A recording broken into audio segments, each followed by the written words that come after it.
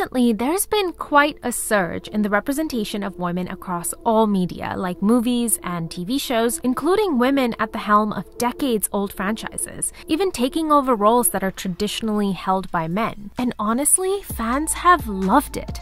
While it is a big change for everyone has respected the change and shown up in droves to support these new female heroes. No, I'm just kidding. Everyone hates it, and everyone is really damn pissed about it. And the reviews and box office numbers are just as bad as people say, no matter how much Rotten Tomatoes tries to convince us otherwise. But why? Well, it's probably because everybody hates women.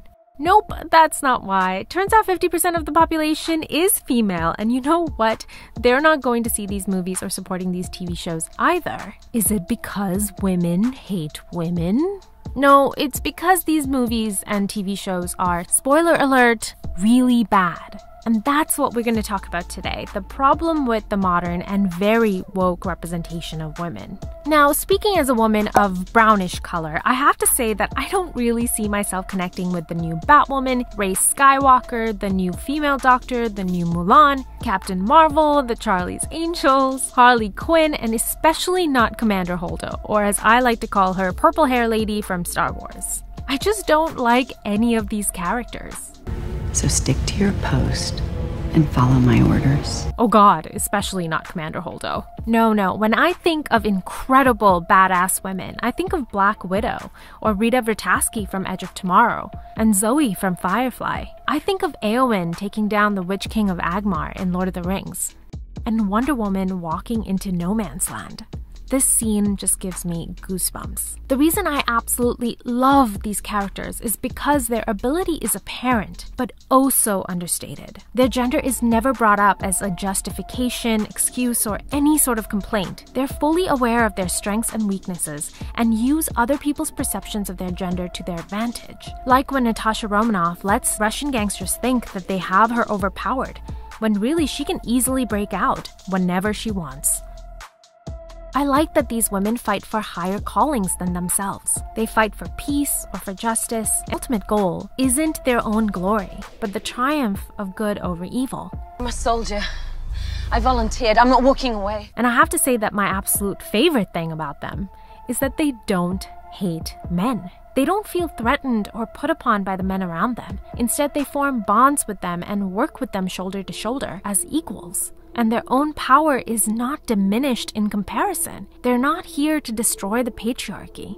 They're here to do what's right. Now, the creators of these new female characters would probably say the same thing, that these characters are here to do the right thing and give young girls everywhere positive representations to look up to. But how have they done that? Well, let's look at the first mistake that woke feminism is making, and that is taking over existing male franchises.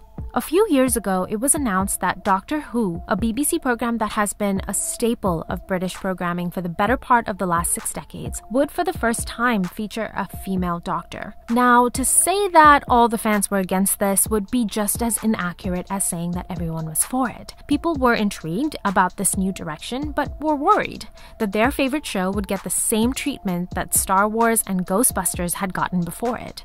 Search male, replace with female, with a lethal dose of identity politics. You see, in recent years, the introduction of female-led media has not been simply a nod to female empowerment and the opportunity to take stories into new and interesting directions. No, it's usually accompanied with some pretty heavy-handed reinforcement of about time, and this is what we all need. And while it can sound empowering, it comes off as very self-congratulatory and self-aggrandizing, and completely distracts from why people tune in every week, the story and the characters. Boring. And this is the second mistake that woke feminism is making. It feels entitled to its success. Remember when Charlie's Angels was set to release a few years ago and people were doubting whether it would be a good movie? And here's what the director Elizabeth Banks had to say about it. My real plea is for men to have enough empathy to go see movies starring women.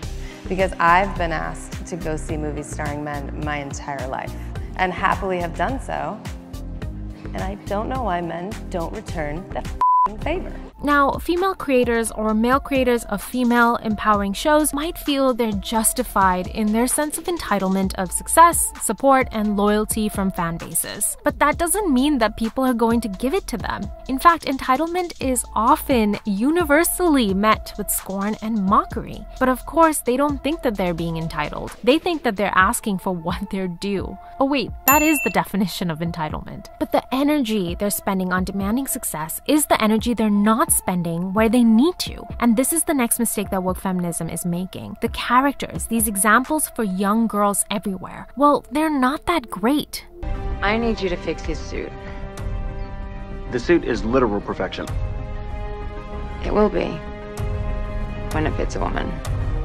Imagine the hubris of taking the work of someone else, Bruce Wayne in this situation, someone who battle-tested and designed something for themselves. Imagine strolling in and demanding that the suit be fixed to fit you, and that it is only perfect once it fits a woman who did nothing to earn it except be a woman. I'm sorry, am I supposed to connect with this behavior? Am I supposed to look at this and applaud this as a win and apply it into my own life? Am I supposed to barge into someone's office while they're out to lunch and demand that they swap out the name on the door? How about this scene from Doctor Who, where an MI6 official assumes the Doctor is a man? A fair assumption since the Doctor has been a man for many decades. Does the female Doctor handle it with grace, with maturity, and earn the respect of her audience as well as everyone around her? I've had an upgrade. Hi. Really? Really? Did you really need to put down every man that has come before you?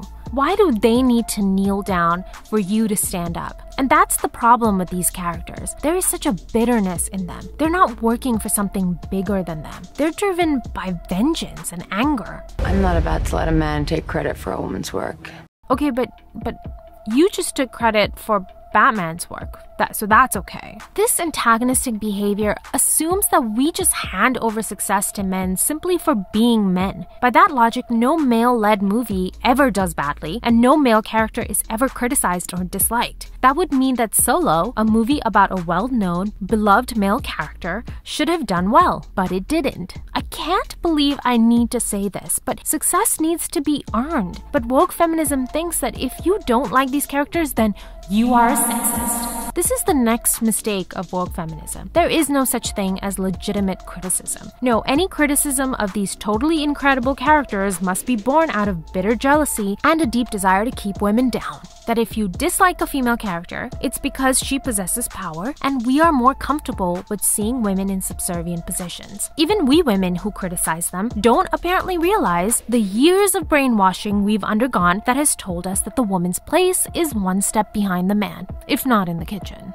On to the next mistake that woke feminism makes. Its unshakable belief that it is saving society. That men would be bigoted, toxic fools if woke feminists weren't putting them in their place, and that women would be helpless, knitting by the fire and weeping into their handkerchiefs, wondering when the men would be home. That young women everywhere would have no role models without woke feminism, born out of yet another flawed belief that you need to see exactly yourself on screen, someone who has your skin color, your background in order to connect with them. But that's not how human beings work, and that's not how imagination works. Regardless, more female representation on screen is a good thing, and feminism has been doing a great job on that front for many decades now. That is until woke feminism came out of nowhere, punched traditional feminism in the gut, and said it was here to save it. Remember when Captain Marvel came out and made $1 billion at the box office, and everyone was like congratulating Brie Larson, and she was like, guys, women can be leads in movies just like men, jeez. I think what drives me crazy about this is that there is absolutely no acknowledgement of the past, as if Sarah Connor did not terminate the Terminator and Ripley did not destroy the alien,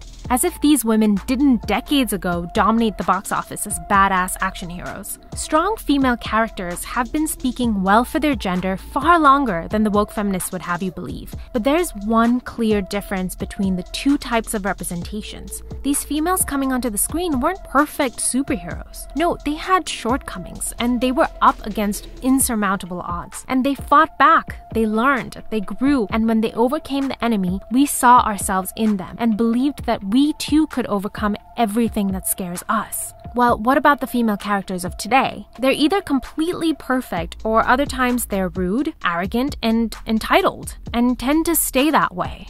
You're a female Bruce Wayne. Awesome, hilarious, handsome. Most commonly, we associate these traits with brash men. Big man in a suit of armor. Take that off, what are you? Genius, billionaire, playboy, philanthropist. I know guys with none of that worth 10 of you.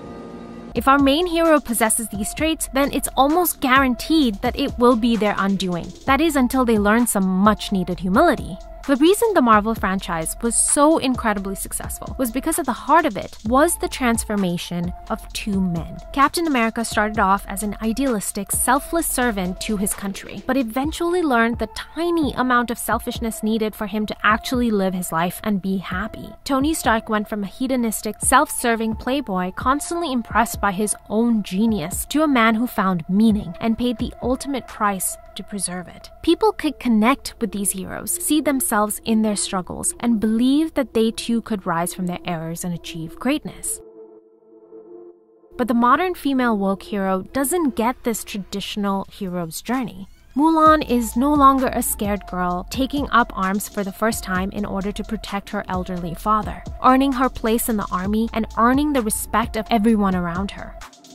No, in the new version, Mulan has always had chi flowing through her, and she was always meant to be the greatest warrior of all time. What's holding her back is society's expectation that a woman should not fight. Captain Marvel is the most powerful Avenger. There's no competition for me because I'm the strongest, so it's just kind of like a... And what's holding her back? I guess her desire for her mentor's approval? I guess? And she overcomes that easily. Prove to me you can beat me with that! Now Rey is, well, perfect. Without a day of training, she can mind control guards and pick up a lightsaber and kick Kylo Ren's butt. She's amazing. She can save the day. What a queen. What a bunch of queens. Slaying all day, doing epic backflips and shit. Like, who cares? Look, I want a woman to save the day. I like that just as much as I like the man saving the day. But is it too much to ask that it be earned? That the powers and abilities aren't just handed to these characters, but that they work at them. They hone their skills, suffer defeats that they learned from, and meditate on losses, and come back stronger than ever. And can these women suffer consequences when they behave in terrible ways? Like in The Last Jedi, when Commander Holdo does not share with her team what the plan is for saving the last vestiges of the rebellion. Instead, when a male subordinate asks her what the plan is, she immediately insults him. Before we can find a new base, so what's our plan? Our plan, Captain? Not Commander, right? Wasn't it Leia's last official act to demote you? She assumes that because he's a man, he is not entitled to communication. The rebellion is this close to being extinguished. He's not here to have a pissing match with you. He wants to be useful. I just want to know what's going on. Of course you do. I understand. I've dealt with plenty of trigger-happy flyboys like you. You're impulsive,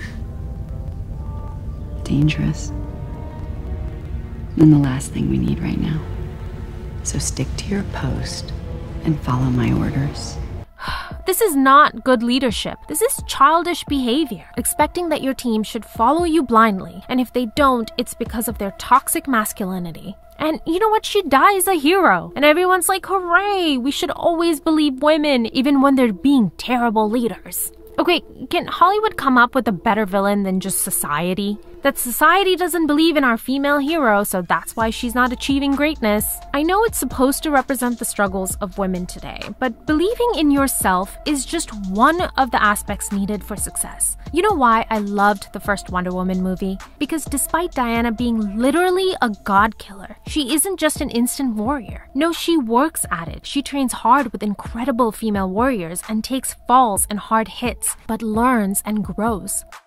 So when we finally see her kick some German butt, we revel in it, because she's worked through blood, sweat, and tears to get that good. But what about in the second movie? Well, they undo all that. They show a 10-year-old Diana easily besting women 3 times her age and ultimately losing because of a minor detail. So she's been magic the entire time? Why did she need to train as hard as she did in the first movie as a teenager and as an adult? The problem with these perfect princesses is that it's impossible to connect with them. That's not me. I'm not perfect. I'm not born with magic that makes me able to air kick spears at the enemy. Sorry. And if the lesson here is that every woman has innate abilities they're born with that are being squashed because of society's restrictions, well, that's just a terrible lesson, because we're telling women that we have nothing to learn. We're born with everything we're capable of being, and we should only trust and listen to women and men. They're just interested in sex and keeping you down. I guess my question here is, what are woke feminists after? Are they working for equality? If so, why does it seem like all their TV shows and movies are all about putting men down and propping women up as perfect? It's normal, am I? The only time I've been a man that last party.